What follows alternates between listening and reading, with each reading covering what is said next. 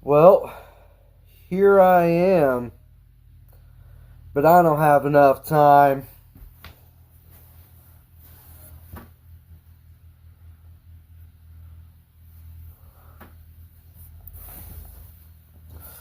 Yeah, do you see how that made you feel?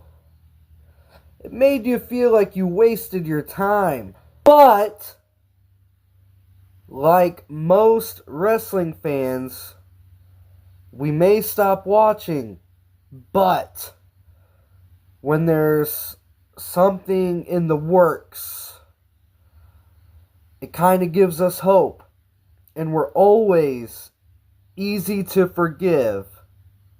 For example, right now, the rumor is that with AEW, Tony Khan is working with Shane McMahon. Jon Moxley comes out to the ring. He looks at Tony Schiavone and he says, "This is not your company anymore." Then he calls out Darby Allin. A couple of weeks go by. Then eventually Darby Allin comes out. And for whatever reason, his character is in a fuzzy pink jacket. I don't know if he just walked into an abandoned house and he ripped out whatever was left of the insulation and threw it on, made a coat out of it. I don't know. I used to like his character. I don't know what it is anymore. Nevertheless, okay, this is interesting. I'll check it out. Out walks Jon Moxley.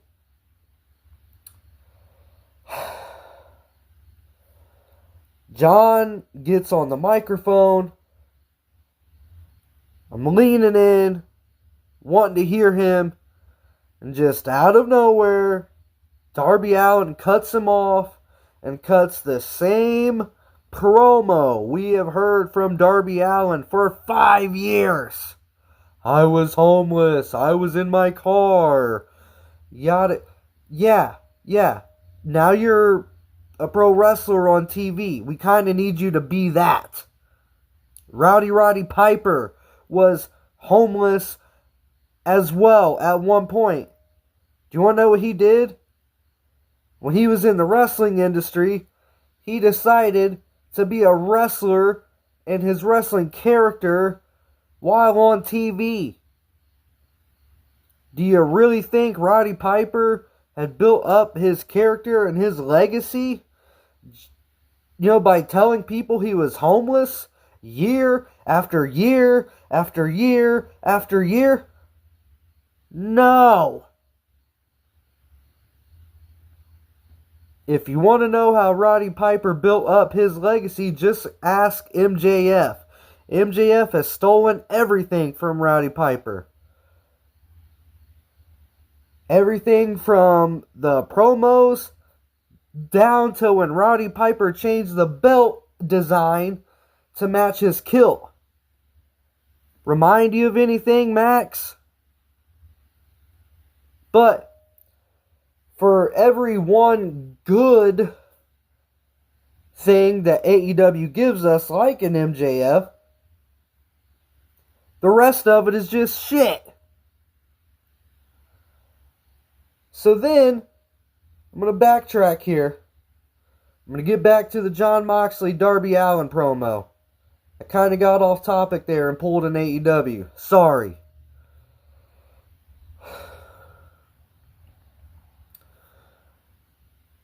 So I'm like, okay, Darby's cutting this promo, whatever. Cringe. Every time I give this company a chance, man. Every time. They waste it. Every time anyone gives them a chance. Apparently, Shane McMahon is giving them a chance right now and they still don't care. So then anyway, Jon Moxley is about to have his turn to speak. And I'm like, okay, here we go. This is it. Finally, some entertainment. This company has not seen ever since CM Punk left.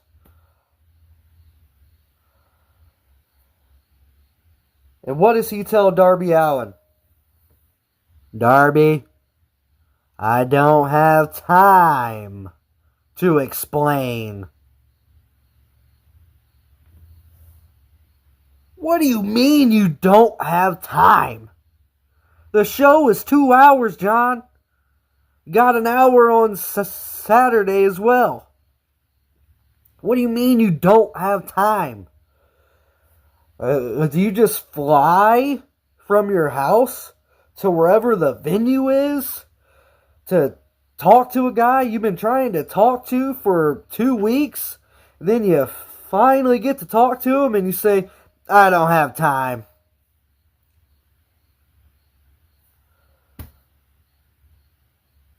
Where is this story going?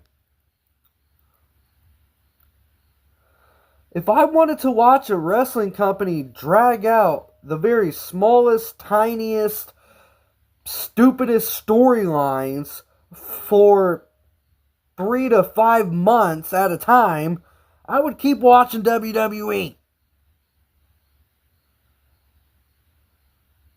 But unfortunately, neither WWE or AEW has a Vince Russo as head of creative, bro.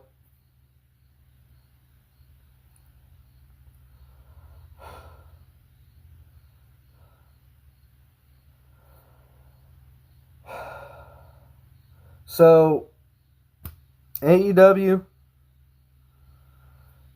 everyone has given you chance after chance. Man, sure, drag out stuff. Okay, cool.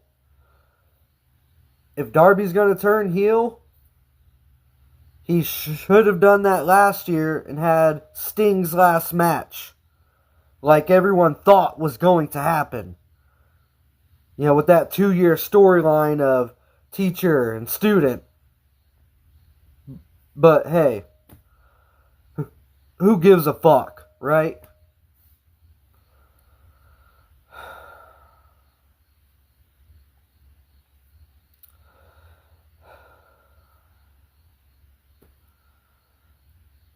I'm just really at a loss for words, man.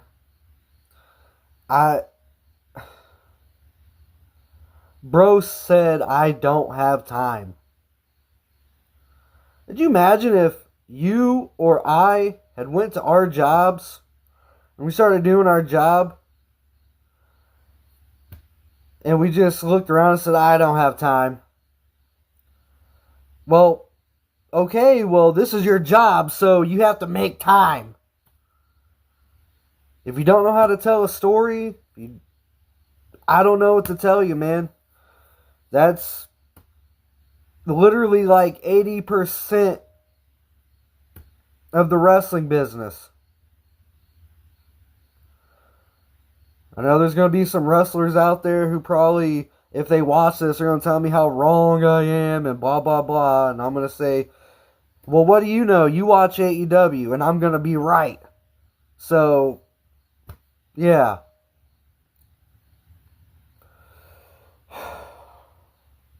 Viewer Maris,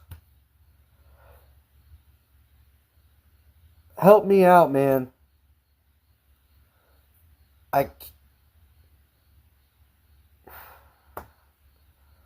Should I just let AEW go? Should I? I understand they have, quote, great wrestling matches. That's an opinion. Actually, no, it's not an opinion. It's just wrong. They have no great wrestling matches. They couldn't even get Hangman Adam Page and Swerve Strickland right. was gonna all of these evil things Swerve and Hangman has done to each other. Not one time were the cops called. And this is supposed to be based in reality. Man, y'all forget how Russo wrote the Attitude Era, don't you?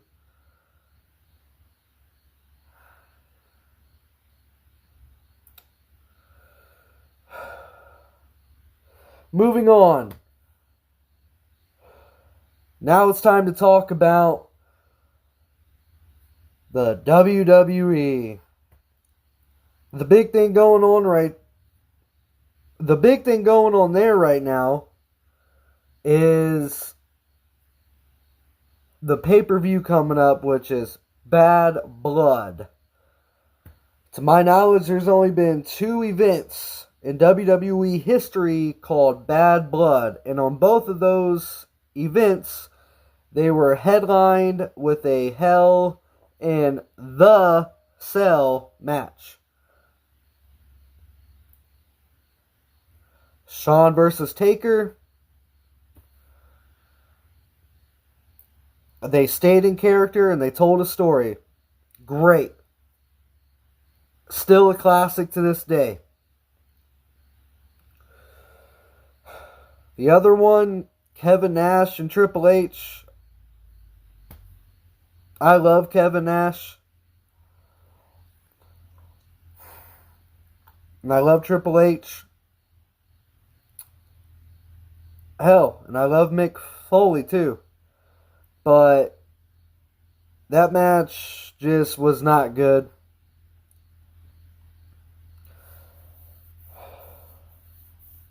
I don't know what went on, that night. If someone didn't have their head in it or what. Or if there was politics or who knows. I'm not a wrestler. But it appears that the third event, also titled Bad Blood, is going to feature a Hell in the Cell match with Drew McIntyre and CM Punk. To my knowledge, both of these wrestlers have had Hell in the Cell matches. I remember that much, but I don't remember the matches. So I'm a little hesitant to watch it. I do love the both of them. They're both amazing on the microphone, and their draws. But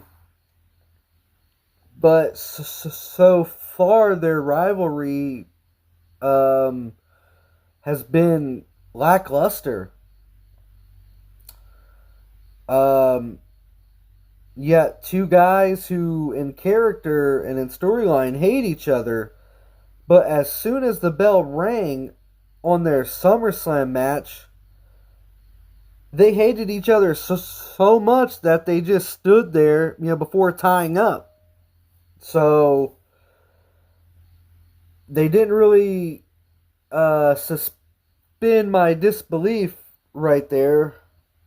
I don't know if they were just having a bad night or what.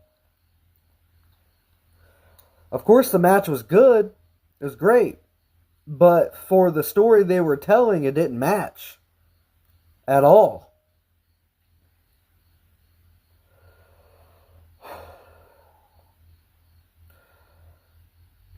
And I'm glad Drew broke Punk's bracelet.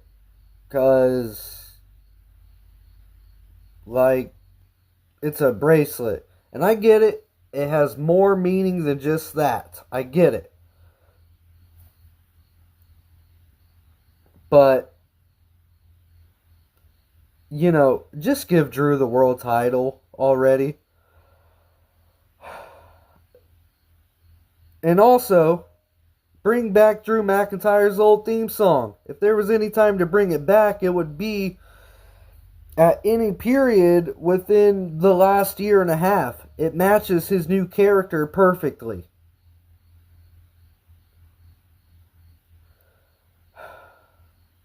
What do you guys think? Am I being too harsh? Am I being too critical? Uh, you tell me.